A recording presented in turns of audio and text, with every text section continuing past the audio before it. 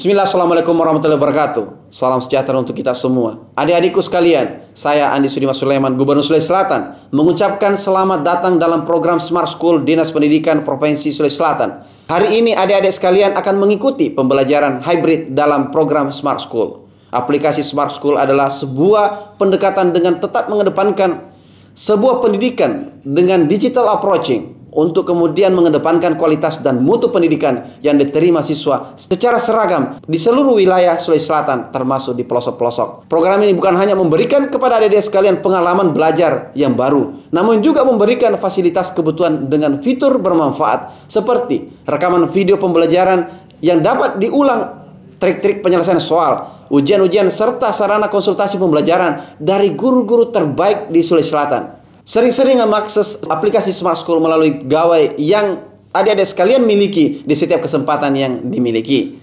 Untuk seluruh adik-adikku sekalian yang saya cintai, saya banggakan, selamat belajar dan semoga ilmu yang didapatkan bermanfaat untuk menambah pengetahuan pendidikan adik-adik sekalian. Salam kita pada salam. Assalamualaikum warahmatullahi wabarakatuh. Salam sejahtera untuk kita semua.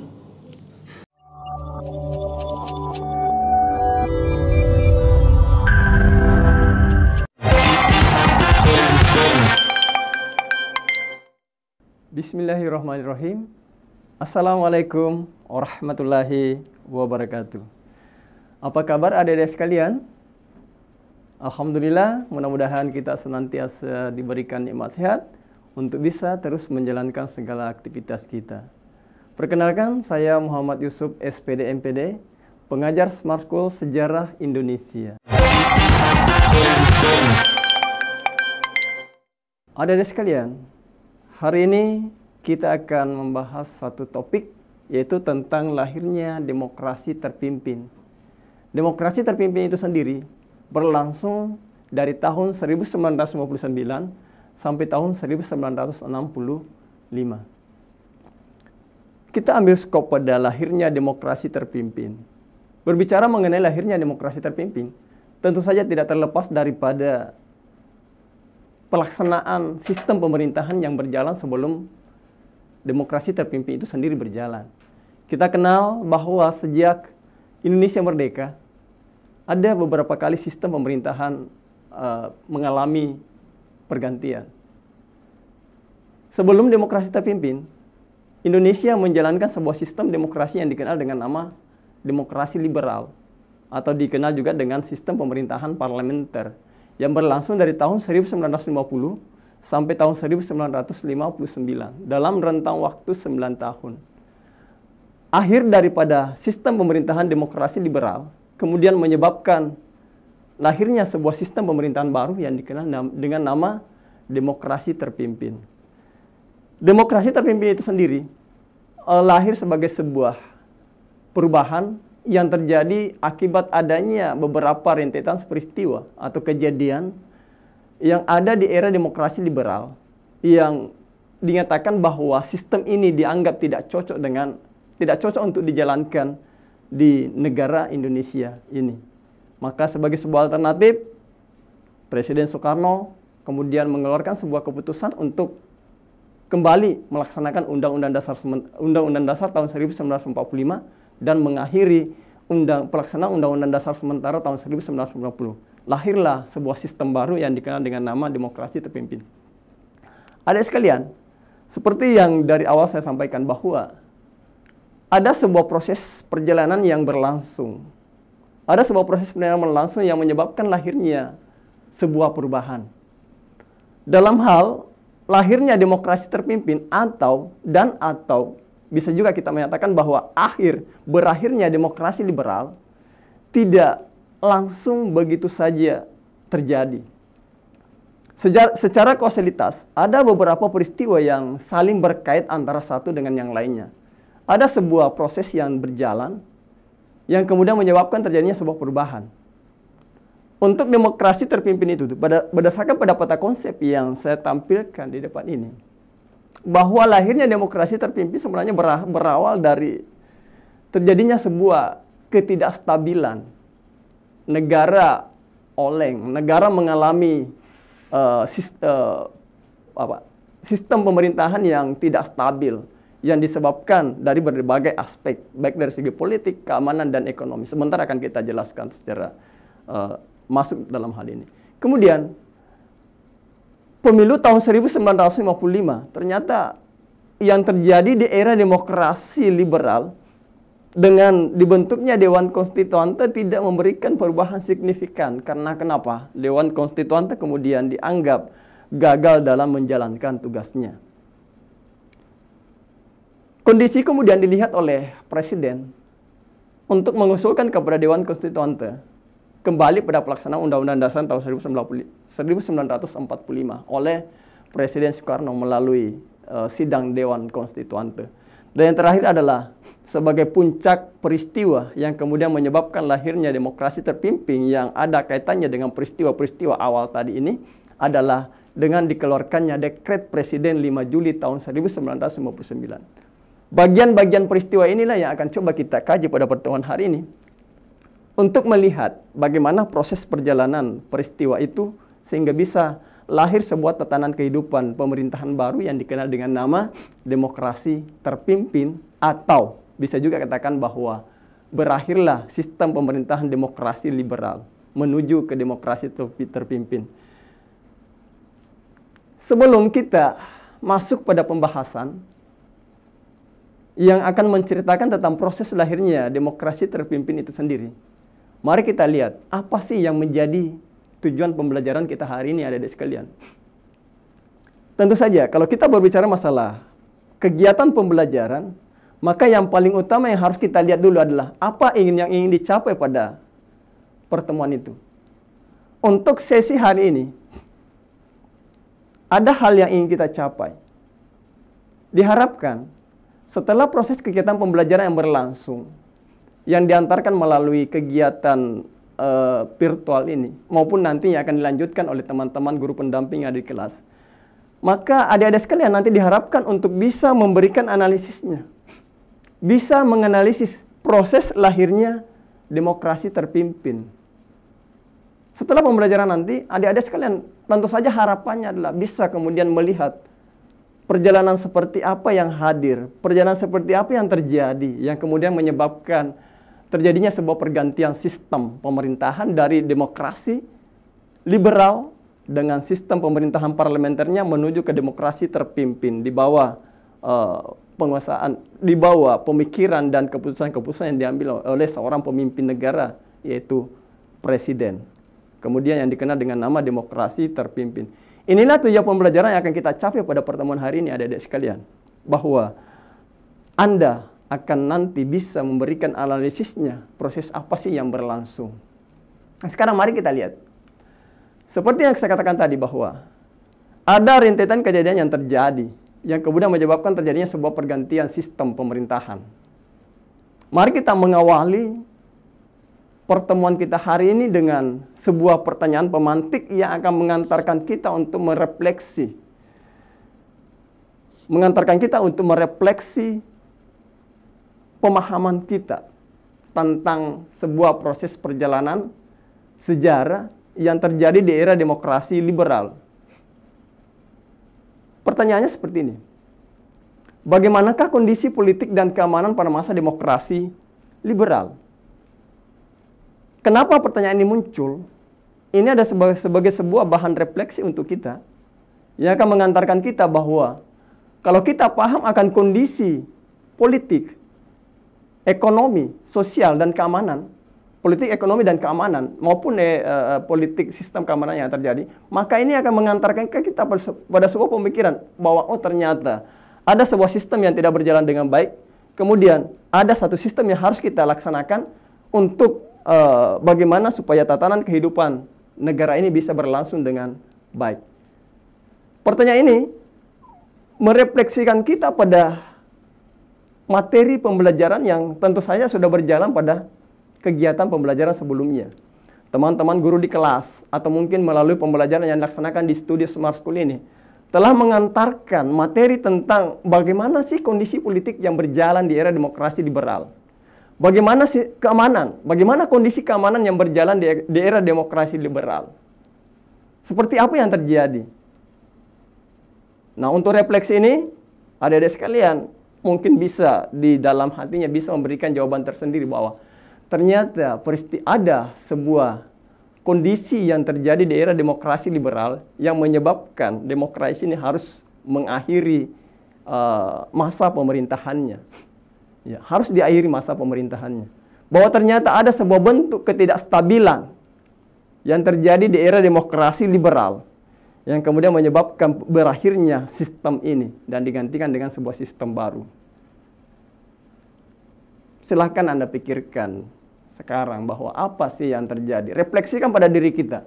Apa yang terjadi? Bagaimana kondisi politik? Bagaimana kondisi keamanan yang ada? Mari kita flashback ke materi-materi yang telah berjalan pada kegiatan sebelumnya. Untuk hal ini, sekiranya misalnya ada teman-teman guru bisa memberikan penguatan-penguatan di kelas bahwa seperti ini yang terjadi. Inilah sistem atau kondisi politik dan keamanan yang terjadi. Untuk menguatkan kepada adik-adik kita menuju pada jawaban atas pertanyaan pemantik ini untuk kita bahas pada materi yang akan kita hantarkan hari ini. Mari kita lihat adik sekalian. Seperti yang saya katakan dari awal, bahwa lahirnya demokrasi terpimpin atau berakhirnya demokrasi liberal tidak begitu saja langsung terjadi. Akan tetapi ada proses yang berjalan. Ada sebuah kondisi yang berjalan, yang berkaitan antara satu dengan yang lainnya. Saya akan memulai pada sebuah pembahasan tentang kondisi politik, keamanan, dan ekonomi yang ada di era demokrasi liberal. Bahwa ada sebuah kondisi ketidakstabilan yang berjalan. Negara menjadi oleng sebab mengalami ketidakstabilan. Sistem pemerintahan tidak berjalan dengan baik. Dampaknya kemudian adalah rakyat menjadi resah. Kalangan pemerintah menjadi resah. Rakyat menjadi resah. Tidak menentu arah kebijakan-kebijakan yang dijalankan. Yang kemudian menyebabkan negara ini mengalami ketidakstabilan. Di sini saya mau coba mengkaji secara singkat. Saya katakan bahwa sebenarnya materi ini saudara, tapi kembali saya ulang sebagai sebuah rentetan peristiwa. Kondisi ketidakstabilan bisa kita lihat pada 3 aspek. Yang pertama, terjadi ketidakstabilan dari segi politik.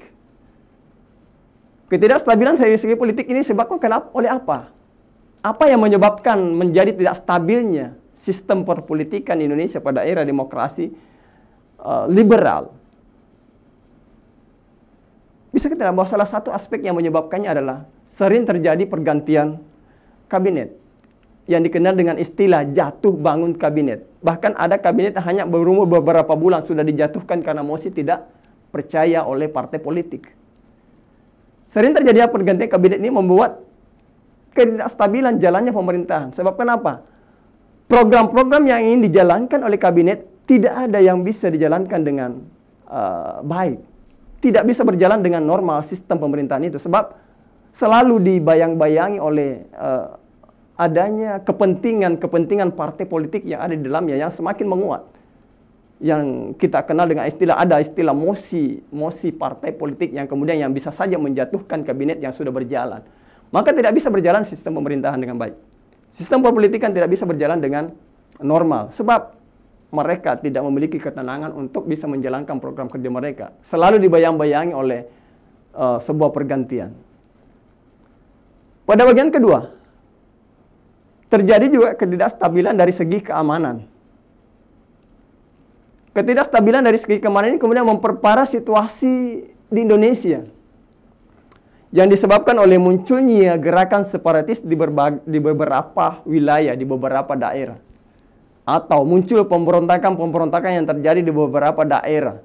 Sebab ini juga tidak terlepas dari kondisi ketidakstabilan yang ada pada saat itu yang kemudian berpengaruh pada sistem keamanan kita. Banyak di antara mereka yang ingin memunculkan sistem pemerintahan baru. Ada yang di antara mereka yang ingin melepaskan, ingin berdiri sendiri karena tidak berjalannya sebuah sistem. Terjadi pemberontakan separatis di berbagai wilayah, di berbagai daerah. Kita kenal bahwa di era demokrasi liberal ada beberapa gejolak atau separatis yang terjadi di daerah seperti pemberontakan DITII yang berlangsung di beberapa wilayah, di Jawa, di Sulawesi, di Kalimantan. Ini berlangsung menjadi sebuah gangguan terhadap pelaksanaan pemerintahan di bidang keamanan. Sebab pemerintah harus pecah konsentrasi untuk melakukan pembangunan, tapi juga harus memikirkan bagaimana menuntaskan gerakan separatis yang terjadi di daerah ini. Yang terakhir, dalam hal kondisi ketidakstabilan ini kita bisa lihat pada sistem ekonomi kita yang juga tidak bisa berjalan dengan stabil. Berada dalam kondisi yang sangat labil, yang kemudian dipengaruhi oleh dampak dari gangguan keamanan dan politik tadi. Bahwa ternyata gangguan di bidang politik dan keamanan kemudian berpengaruh pada sistem perekonomian kita, pada aktivitas moneter kita kemudian dipengaruhi. Pemerintah tentu saja tidak tinggal diam di era demokrasi liberal. Ada beberapa kebijakan-kebijakan kemudian yang dikeluarkan, seperti melakukan nasionalisasi perusahaan-perusahaan milik Belanda untuk dijadikan sebagai perusahaan milik negara. Seperti The Japase Bank kemudian dinasionalisasi menjadi bank milik negara. Kemudian pemerintah juga mengeluarkan kebijakan Gunting Sarifuddin.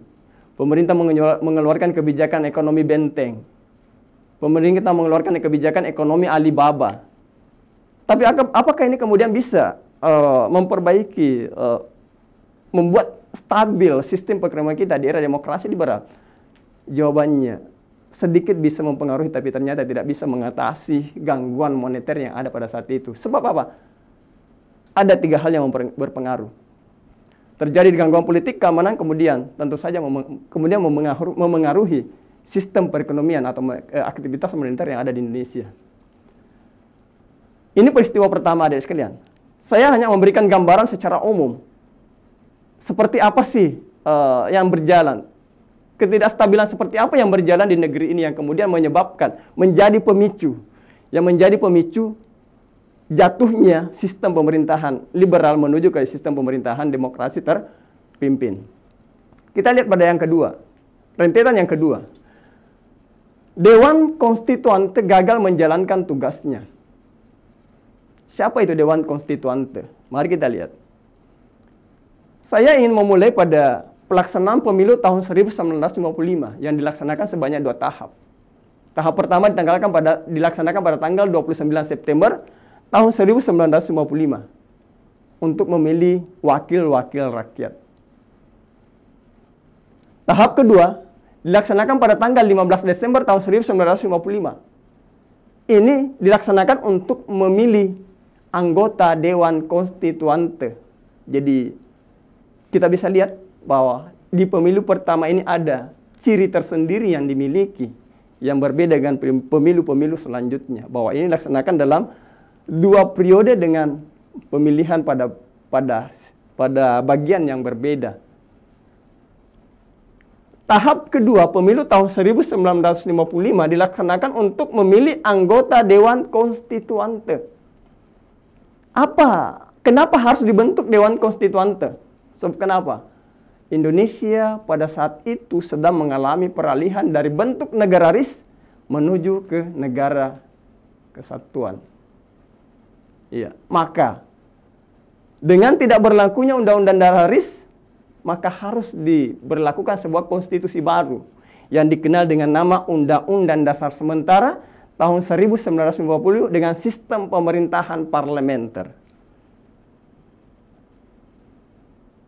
Iya, Undang-Undang Dasar Sementara kemudian dijalankan sambil diberikan tugas kepada Dewan Konstituante untuk membentuk Undang-Undang Dasar baru. Jadi pemilu tahun 1955 mengamanahkan untuk membentuk Dewan Konstituante yang diberikan tugas untuk membuat Undang-Undang Dasar baru yang nantinya akan menggantikan Undang-Undang Dasar Sementara tahun 1950. Ya. Akan tetapi apa yang terjadi? Apakah Dewan Konstituante berhasil menjalankan tugasnya? Dari sekian kali dilaksanakan rapat dari sejak tahun 1956 sampai tahun 1958, ternyata Dewan Konstituante gagal dalam menjalankan tugasnya. Tidak berhasil membuat sebuah keputusan, tidak berhasil membuat sebuah rancangan undang-undang dasar baru sebagai pengganti Undang-Undang Dasar tahun 1950. maka dianggap bahwa Dewan Konstituante telah gagal menjalankan tugasnya. Apa yang terjadi kemudian dengan kegagalan Dewan Konstituante ini? Yang terjadi kemudian dengan anggota Dewan Konstituante dalam membuat undang-undang dasar baru, maka pada 22 April tahun 1959, pada sidang konstituante, Soekarno muncul menampakkan pidatonya, meminta kepada anggota Dewan Konstituante kembali memberlakukan Undang-Undang Dasar tahun 1945.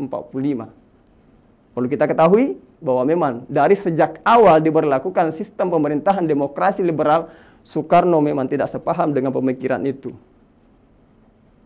Maka dengan kegagalan Dewan Konstituante dalam menjalankan tugasnya untuk membuat Undang-Undang Dasar baru, dijadikan sebagai pemicu utama yang harinya menyebabkan Soekarno harus mengusulkan memberlakukan kembali Undang-Undang Dasar tahun 1945. Apakah keinginan Soekarno ini berjalan dengan baik? Berjalan dengan mulus? Tentu saja jawabannya adalah terjadi pro dan kontra. Bahkan terjadi 3 kubu.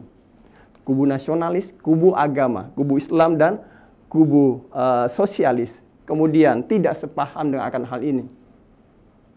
Dewan Konstituante kemudian melakukan pemungutan suara yang dilaksanakan sebanyak 3 kali. Mulai dari tanggal 30 Mei, 1 Juni, dan tanggal 3 Juni. Tanggal 2 Juni. Tanggal 3 Juni dijadikan sebagai masa reses. Ya. Apa hasil dari pemungutan suara yang dilaksanakan sebanyak 3 kali ini? Ternyata anggota Dewan Konstituante tidak berhasil mencapai kesepakatan. Memang secara berdasarkan kehadiran, lebih banyak di antara mereka yang kemudian yang hadir menyetujui, tapi yang menyetujui itu tidak memenuhi quorum. Sebab kenapa? Banyak di antara anggota Dewan Konstituante tidak memilih tidak hadir dalam sidang. Memilih untuk tidak hadir, maka tidak bisa memenuhi, tidak bisa mencapai 2/3 bagian dari anggota yang menyetujui untuk kembali ke Undang-Undang Dasar tahun 1945. Ini adalah sebuah polemik. Sebab kemudian muncul desakan-desakan dari bawah, dari rakyat. Muncul desakan dari kalangan rakyat untuk segera memberlakukan Undang-Undang Dasar tahun 1945. Karena terjadi ketidakpastian sistem konstitusi kita yang terjadi dengan Undang-Undang Dasar sementara tahun 1950 tadi. Maka rakyat mendesak, akan tetapi ternyata Dewan Konstituante tidak berhasil mengambil sebuah keputusan jelas, keputusan tegas. Karena berdasarkan pemungutan suara tidak bisa dijadikan sebagai sebuah dasar sebab tidak memenuhi quorum dari jumlah anggota yang menyetujui. Ya, dengan aturan itu 2/3 bagian dari keseluruhan anggota. Apa dampak dari usul Soekarno yang tidak disetujui oleh anggota Dewan Konstituante ini? Maka dikeluarkanlah sebuah perintah, dikeluarkannya sebuah aturan, sebuah perintah yang dikenal dengan nama Dekret Presiden 5 Juli tahun 1959. Seperti yang saya sampaikan tadi bahwa terjadi sebuah polemik politik karena adanya desakan untuk kembali memberlakukan Undang-Undang Dasar tahun 1945. Akan tetapi ternyata Dewan Konstituante dalam pemungutan suaranya tidak berhasil mencapai kesepakatan untuk itu. Maka Presiden mengambil sebuah keputusan tegas, dijadikan sebagai sebuah kondisi yang penting untuk segera mengeluarkan sebuah keputusan. Dikeluarkanlah Dekret Presiden 5 Juli tahun 1959. Ini atas dasar desakan yang muncul dari bawah. Termasuk dalam hal ini adalah Kepala Kasat Angkatan Darat, yaitu Nasution, yang ingin mengembalikan pelaksanaan Undang-Undang Dasar tahun 1945. Apa isi dari Dekret Presiden? Secara umum, kita bisa lihat bahwa ada 3 hal pokok yang menjadi bagian daripada isi Dekret Presiden 5 Juli tahun 1959 ini. Yang pertama adalah dibubarkannya Konstituante. Kenapa Konstituante harus dibubarkan? Karena dianggap sudah tidak bisa lagi menjalankan tugasnya. Gagal dalam menjalankan tugasnya. Maka pada saat kita ingin mengembalikan Undang-Undang Dasar sebagai sebuah konstitusi negara, konstitusi tidak dianggap sudah tidak memiliki tugas lagi, maka badan ini harus dibubarkan. Kemudian yang kedua adalah memberlakukan kembali Undang-Undang Dasar tahun 1945 dan tidak diberlakukannya Undang-Undang Dasar sementara tahun 1950. Dan yang ketiga adalah dibentuknya MPRS dan DPAS. Ini dianggap penting adik sekalian. Jadi bisa dikatakan bahwa kegagalan Dewan Konstituante dalam membuat Undang-Undang Dasar baru menjadi faktor utama dikeluarkannya Dekret Presiden 5 Juli tahun 1959. Walaupun, seperti saya katakan, walaupun memang dari sejak awal Presiden Soekarno memang tidak sepaham dengan pemikirannya, tidak sepaham dengan pelaksanaan sistem pemerintahan demokrasi liberal. Kan tetapi yang kemudian menjadi pemicu utamanya, yang menjadi faktor utama yang memicu adalah karena ditambah Dewan Konstituante yang dibentuk pada pemilu tahun 1955 gagal dalam menjalankan tugasnya untuk membuat Undang-Undang Dasar baru. Maka keputusan pemerintah kemudian kembali memberlakukan Undang-Undang Dasar tahun 1945. Dengan ini lahirlah sebuah tatanan pemerintahan baru yang dikenal dengan nama sistem demokrasi terpimpin, yang sekarang ini kita kenal dengan nama pemerintahan Orde Lama di bawah rezim pemerintahan Soekarno dengan konstitusinya yaitu Undang-Undang Dasar tahun 1945. Inilah adik sekalian,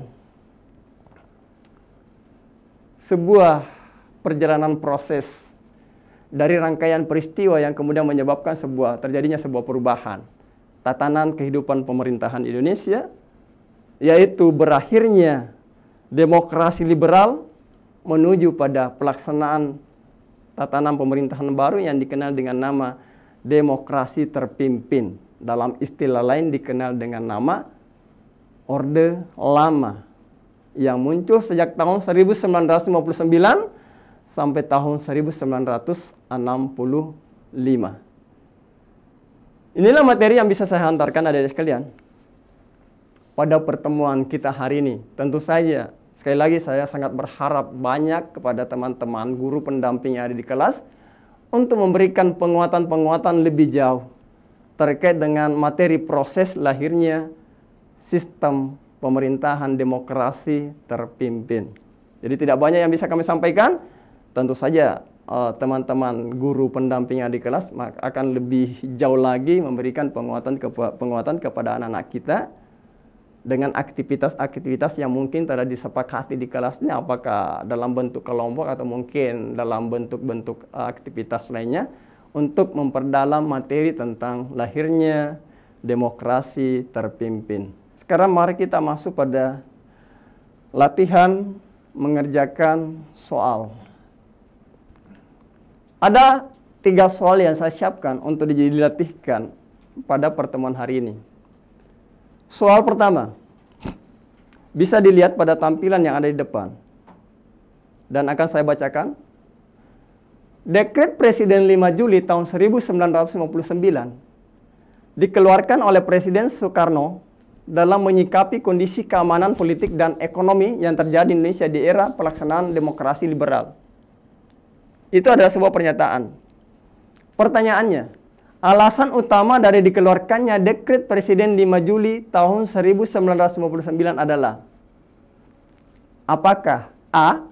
Ketidakstabilan kondisi politik di era demokrasi liberal, ataukah B. Ketidakstabilan kondisi keamanan pada masa demokrasi liberal, ataukah C. Ketidakstabilan kondisi ekonomi pada masa demokrasi liberal, ataukah D. Gagalnya konstituante dalam membentuk Undang-Undang Dasar baru pengganti Undang-Undang Dasar sementara tahun 1950, atau mungkin E. yaitu usulan untuk kembali memberlakukan Undang-Undang Dasar tahun 1945 tidak mendapatkan persetujuan dari Dewan Konstituante. Di manakah? Yang manakah dari 5 alternatif yang tersedia ini yang cocok dengan pernyataan dan pertanyaan dalam soal ini.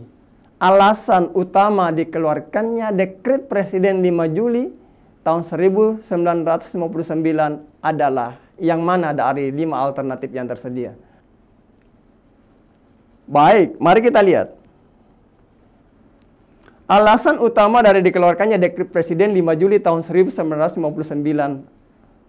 dari alternatif yang ada, yang mana yang paling tepat untuk menjawab soal ini? Dari pengantar yang ada di sini. Saya katakan bahwa ada beberapa rentetan peristiwa yang terjadi. Mulai dari terjadinya ketidakstabilan, kondisi politik, keamanan, dan ekonomi yang terjadi di Indonesia. Kemudian ada usulan untuk kembali ke Undang-Undang Dasar tahun 1945. Dan kegagalan konstituante untuk membentuk Undang-Undang Dasar baru. Yang manakah yang dianggap paling utama? Seperti yang saya katakan tadi, dalam penjelasan materi ini bahwa Presiden Soekarno dalam hal mengeluarkan Dekret Presiden 5 Juli tahun 1959 sebenarnya adalah sebuah konsep pemikiran yang sudah lama berjalan di benak, di kepala Presiden Soekarno. Sudah lama berjalan. Bahkan sejak tahun 1956, Soekarno sudah tampil dengan yang disebut dengan konsepsi seorang presiden.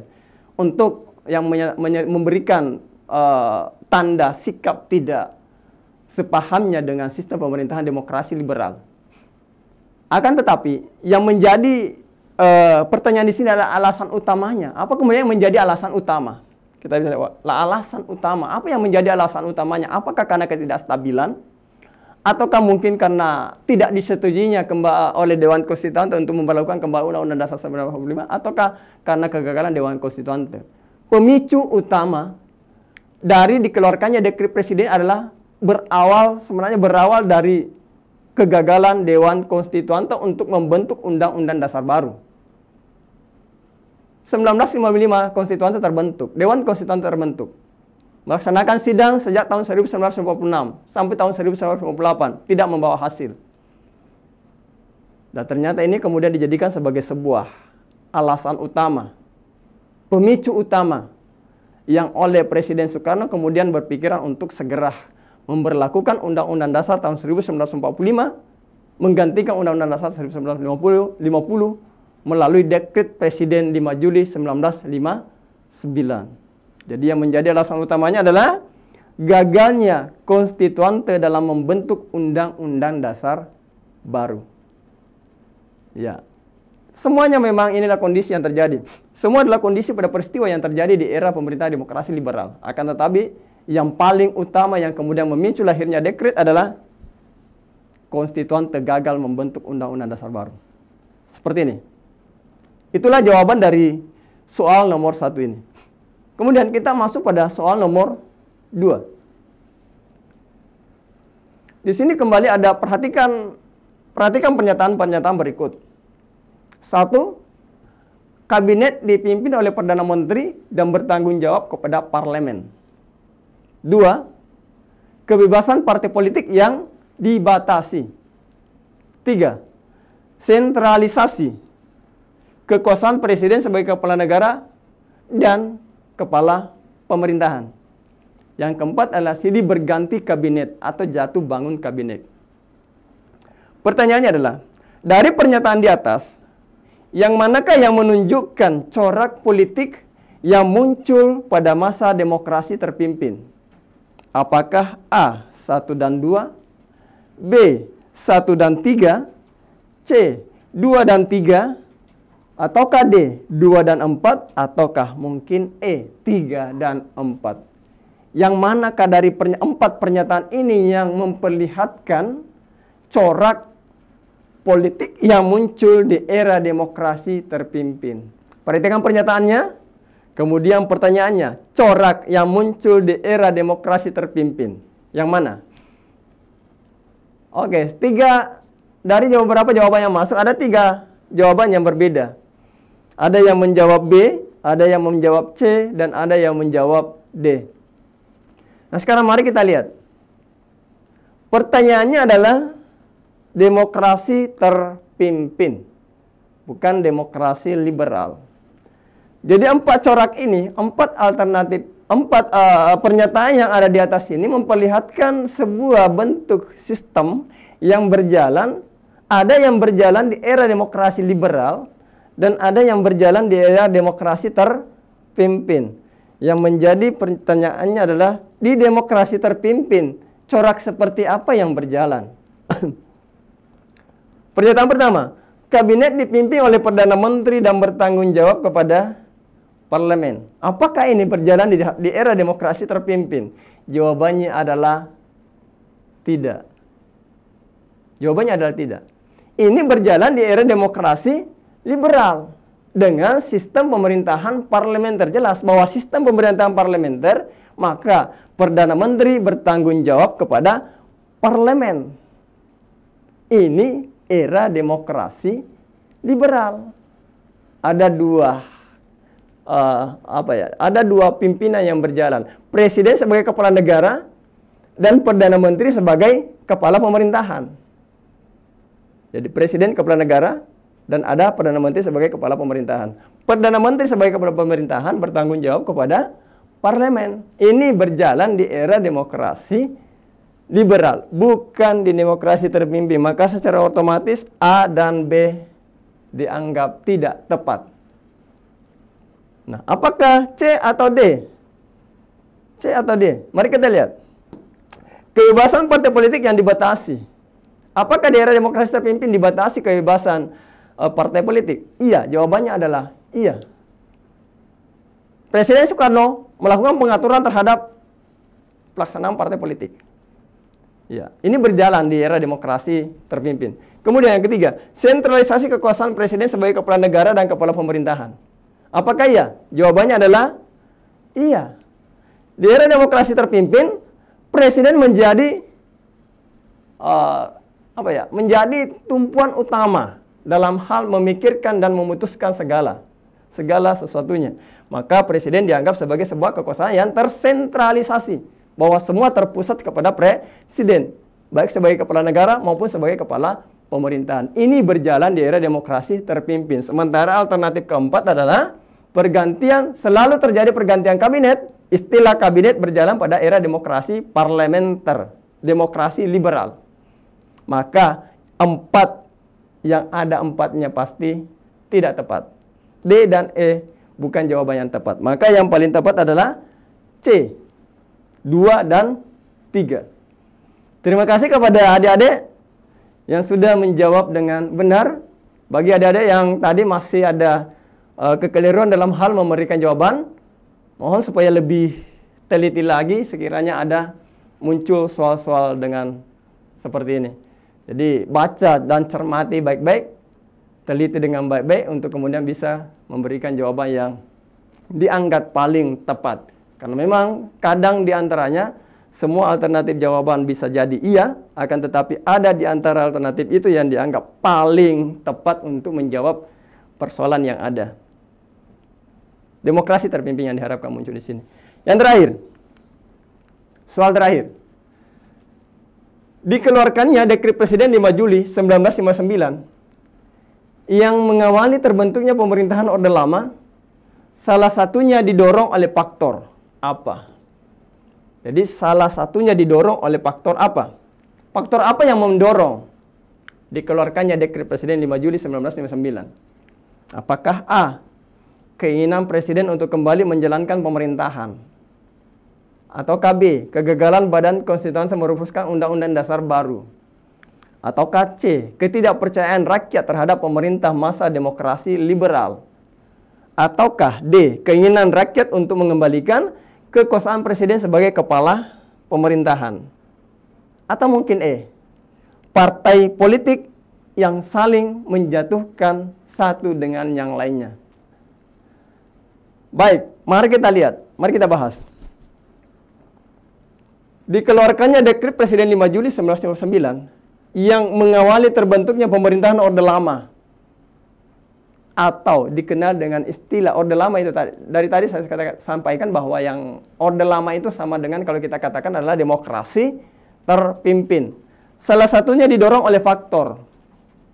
Faktor apa yang mendorong terbentuknya pemerintahan Orde lama atau demokrasi terpimpin itu. Keinginan presiden untuk kembali menjalankan pemerintahan. Seperti yang saya katakan tadi, bahwa terkadang memang semua alternatif bisa jadi adalah memberikan dukungan terhadap soal yang muncul. Akan tetapi tentu saja dari alternatif ada yang paling tepat untuk bisa menjawab persoalan yang ada. Terbentuknya pemerintah udah lama didorong oleh faktor apa? Saya katakan tadi bahwa memang secara konsep Presiden Soekarno tidak sejalan dengan pemikiran sistem pemerintahan demokrasi liberal. Akan tetapi itu kemudian meledak. Meledak dengan apa? Meledak oleh apa? Meledak oleh kegagalan konstituante dalam meneruskan undang-undang dasar baru. Ya. Konstituante dianggap gagal. Dianggap bahwa konstituante telah mengalami kegagalan untuk membentuk undang-undang dasar baru. Dari tadi pada penyampaian materi sudah saya sampaikan, sudah kita lihat bahwa yang menjadi pemicu utamanya sebenarnya ini di sini, konstituante gagal dalam menjalankan tugasnya. Bukan karena keinginan presiden untuk kembali menjalankan pemerintahan, karena di era pemerintahan liberal memang iya. Presiden cenderung hanya sebagai kepala negara yang sebagai lambang negara saja. Sementara yang menjalankan roda pemerintahan adalah Perdana Menteri sebagai kepala pemerintahan yang bertanggung jawab langsung bukan kepada presiden, akan tetapi bertanggung jawab langsung kepada parlemen. Memang iya, tapi bukanlah itu yang menjadi faktor pendorong utamanya. Bukan menjadi faktor pendorong utama, tapi yang menjadi kemudian adalah kegagalan Badan Konstituante dalam merumuskan undang-undang dasar baru. Ya. Apakah iya kepercayaan rakyat terhadap pemerintah masuk demokrasi liberal masyarakat menjadi tidak percaya kepada pemerintah? Bukan karena ketidakpercayaan, akan tetapi karena ada sistem yang berjalan tanpa ada konstitusi yang jelas.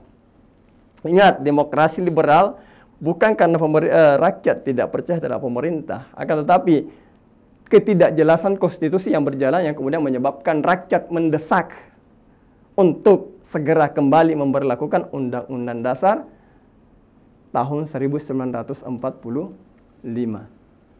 Itu jawaban yang bisa saya berikan itu penjelasan atas jawaban yang bisa saya berikan kepada adik-adik sekalian. Jadi, jawaban yang paling tepat adalah B, kegagalan Badan Konstituante dalam merumuskan Undang-Undang Dasar baru. Semua sebenarnya ada kaitannya dengan soal. Semua alternatif ini ada kaitannya dengan soal. Tapi yang paling tepat di antara alternatif yang ada adalah B. Terima kasih adik yang sudah memberikan jawabannya terhadap interaksi kita dalam latihan mengerjakan soal ini. Mungkin itu saja yang bisa saya antarkan terkait dengan materi pelaksanaan demokrasi liberal lahirnya demokrasi terpimpin di Indonesia. Sebelum saya menutup, saya ingin sedikit menyampaikan sebuah ungkapan kepada adik-adik sekalian. Bahwa setelah kamu mengganti pikiran negatif dengan yang positif, kamu akan memulai mendapatkan hasil positif. Apa makna dari ungkapan ini? Bahwa pada dasarnya, pada saat kita sudah berpikir positif, kita sudah mendapatkan hasil positif. Mulailah untuk memulai sebuah aktivitas atau kegiatan dengan berusaha untuk berpikir positif supaya hasilnya bisa positif. Itu saja yang bisa saya antarkan pada pertemuan hari ini adik-adik sekalian terkait dengan materi lahirnya demokrasi terpimpin di Indonesia yang berjalan dari tahun 1959 sampai tahun 1965 yang juga dikenal dengan istilah Orde Lama. Terima kasih atas segala perhatiannya. Mohon maaf sekiranya dalam penyampaian materi ini ada hal-hal yang dianggap kurang atau ada hal-hal yang keliru. Mohon dimaafkan. Dan sekali lagi saya minta kepada teman-teman guru pendamping yang ada di kelas untuk melanjutkan sesi pembelajarannya dengan berusaha untuk menguatkan. Mari kita saling menguatkan materi-materi yang bisa kita antarkan kepada anak-anak kita. Demikian saya akhiri dengan ucapan terima kasih atas segala perhatiannya. Mohon maaf atas segala kekurangan. Wabillahi taufiq wal hidayah. Wassalamualaikum warahmatullahi wabarakatuh.